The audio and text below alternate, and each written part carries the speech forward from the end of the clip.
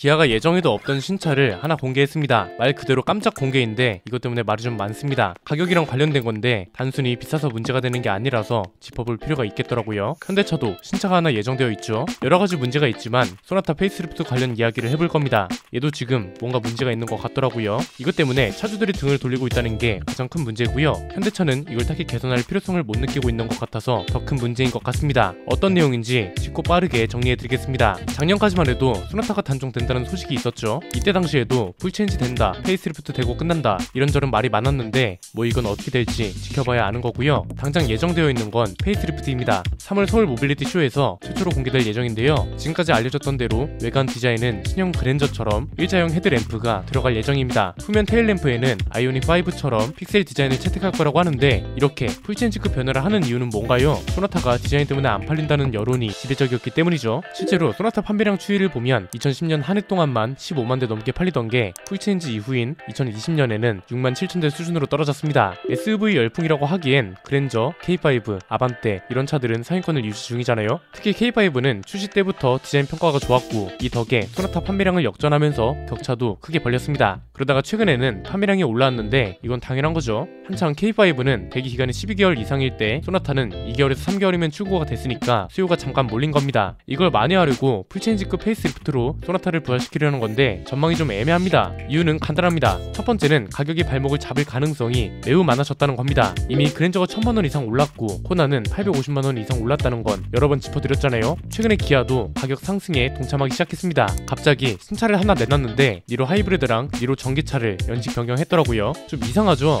이제 2월인데 연초부터 2024년형이라면서 연식 변경 모델을 내놓은 게 뭔가 싶습니다. 보통 연식 변경은 상반기에서 하반기로 넘어가는 시점이나 아니면 아예 하반기 중에 출시하는데 지금은 2월이잖아요. 니로 하이브리드는 풀체인지 이후 1년 1개월 만에, 니로 전기차는 풀체인지 이후 겨우 7개월 만에 연식 변경 모델이 나온 겁니다. 초기에 사신 분들은 7개월 만에 구형이 된 거죠. 이전 세대랑 비교해보면 이전 세대는 2016년 3월에 하이브리드 모델이 나왔거든요. 첫 연식 변경 모델이 2017년 5월에 있었고 2018년에는 연식 변경이 아예 없었습니다. 그리고 2019년 3월에 페이스리프트 모델을 출시한 이후에 2020년에는 연식 변경 모델 출시가 없었습니다. 2016년부터 2020년 5년 동안 신모델을 출시한 게 3번밖에 없었다는 거죠. 그런데 카플레이션 현상이 시작된 이후부터 출시 주기가 빨라지기 시작했습니다. 이게 본격화된 게 2021년 하반기부터잖아요. 코로나 사태, 반도체 부족, 원자재 가격 상승, 출고 대란 이 모든 게 겹치면서 가격 상승이 불가피했습니다. 왜냐면 이때는 수요 조절이 무조건 필요했으니까 어쩔 수 없었다 이렇게 해석할 수 있었다는 거죠. 실제로 2021년 5월에 연식 변경이 진행됐고 2022년 1월에 풀체인지가 됐고 2023년 2월에 연식 변경이 됐으니까 3년 연속 신모델이 나왔다는 거고요. 주기로 따지면 7개월, 1년 2개월 이런 식이라 이전 모델보다 빨라졌다는 걸 알 수 있습니다. 연식 변경 모델이기 때문에 파워트레인이나 디자인 변화는 전혀 없고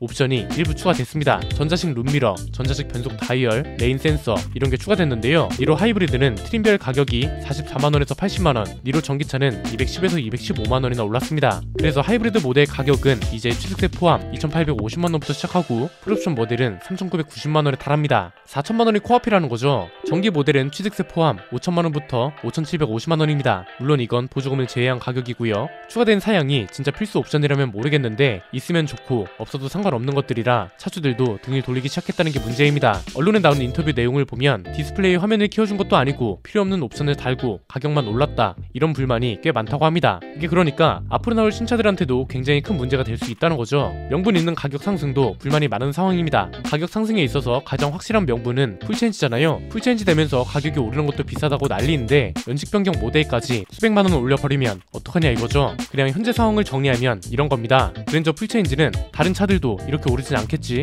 이런 의문을 던져줬고 코나 풀체인지는 코나까지 이렇게 비싸지는구나 이런 절망을 줬고 니로 연식 변경은 이제 기아도 쟤도 오르겠구나 이런 확신을 준 상황이라는 겁니다. 두 번째는 이런 가격 상승이 소나타 페이스리프트한테 어떤 영향을 끼치냐는 겁니다. 이미 가격 상승은 확정입니다. 그랜저랑 코나뿐만 아니라 팰리세이드도 보면 기본 모델 가격이 300만원이나 올랐고 산타페는 2022년형으로 바뀔 때 7.7%나 가격이 올랐습니다. 국내의 평균 판매 가격을 보면 2017년에는 3천만대에 달하던 가격들이 2022년 3분기에는 적게는 1,000만원, 많게는 3천만원 이상 올랐습니다. 소나타도 가격이 무조건 오를 거고 심지어 가격을 올릴 명분도 너무 뚜렷합니다. 이미 디자인이 그랜저랑 비슷하게 나온다는 건 풀체인지급 페이스리프트를 명분으로 삼겠다는 거잖아요. 외관뿐만 아니라 요즘은 실내 디자인도 소비자들이 중요하게 생각하기 때문에 최대한 새로운 패밀리 룩을 반영하려 했을 거란 말이죠. 이미 파워트레인은 요즘 나오는 신차에 쓰이는 걸 장착하고 있습니다. 2.0 가솔린하고 1.0 가솔린 터보가 대표적인데 소나타는 이미 가격이 꽤 많이 오른 상황이기도 합니다. 현행 모델 가격대를 보면 취득세 포함 2,790만원에서 4,260만원에 달합니다. 지난번에 말씀드린 것처럼 산타페도 현행 모델 풀옵션 가격이 5천만원에 달합니다. 그래서 풀체인지 모델은 6천만원대가 나올 수도 있다는 소리도 있는 상황이라 소나타도 어떻게 될지 모르는 겁니다.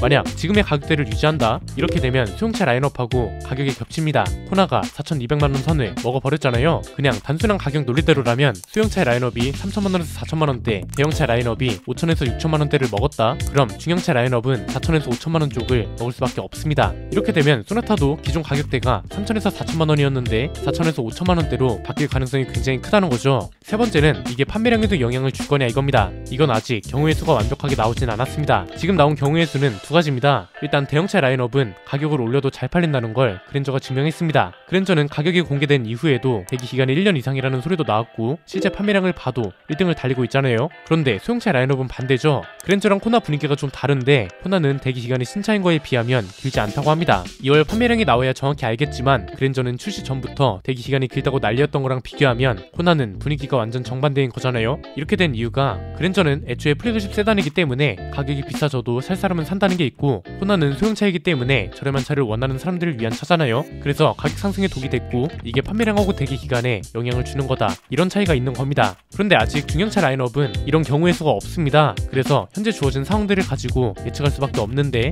두 가지입니다. 오른 가격으로도 잘 팔린다면 현대차 입장에선 좋은 겁니다. 매출하고 영업이익을 올해에도 성장시키겠다고 했는데 소나타가 잘 팔리면 중형차도 가격이 올라도 잘 팔릴 거라는 게 증명된 겁니다. 그래서 가격 상승에 대한 부담을 덜 느끼고 소렌토 페이스리프트나 카니발 페이스리프트도 가격을 마음 놓고 올릴 겁니다. 이렇게 되려면 디자인이나 편인 사양 같은 게 K5하고 비교했을 때 압도적으로 좋아야 할 겁니다. 그랜저가 잘 팔리는 이유 중 하나가 K8하고 차체랑 파워트레인이 똑같은 건데도 크기가 훨씬 크고 승차감이 훨씬 좋고 히든 타입 도어 핸들 같은 고급 사양도 적용하면서 차이를 뒀단 말이죠. 이것 때문에 가격이 1,000만원 이상 오른 거고요. 이 소리는 결국 소나타도 K5랑 비교했을 때 차체가 훨씬 커야 하고 편의 사양도 훨씬 좋아야 한다는 소리고 이건 또 가격 상승의 명분이 되는 것이기도 해서 모든 요소가 연결고리처럼 이어지는 겁니다. 반대로 완전히 폭망할 가능성도 없지 않습니다. 그랜저랑 소나타는 차이가 명확합니다. 그랜저는 이전 모델도 잘 팔렸습니다. 판매량 1위를 기록했을 정도잖아요. 그런데 소나타는 기존 모델이 안 팔렸고 이번에 디자인을 비롯한 모든 게 바뀌면서 디자인 때문에 안 팔리는 차라는 인식까지 이겨내야 한단 말이죠. 만약 가격이 너무 오른 게 독이 된다면 오히려 K5한테 이득이 될 수밖에 없습니다. K5 페이스리프트는 빨라야 하반기쯤 나올 거고 소나타 페이스리프트는 출시가 임박한 상황이잖아요. 출시 시기가 겹치지 않기 때문에 그동안 K5의 판매량이 반사 이익을 볼 수 있는 확률도 있는 겁니다. 왜냐면 이미 K5는 디자인에 대한 평가가 좋기 때문에 굳이 페이스리프트 되지 않은 지금도 잘 팔리고 있잖아요. 그래서 오히려 소나타는 가격 상승에 독이 되고 판매량도 신차 효과를 제대로 못 보고 K5가 반사 이익을 받고 이렇게 되면 중형차 가격 상승에 대한 부담감을 느낄 수밖에 없어서 앞으로 나올 차들도 조심스러워질 거란 거죠.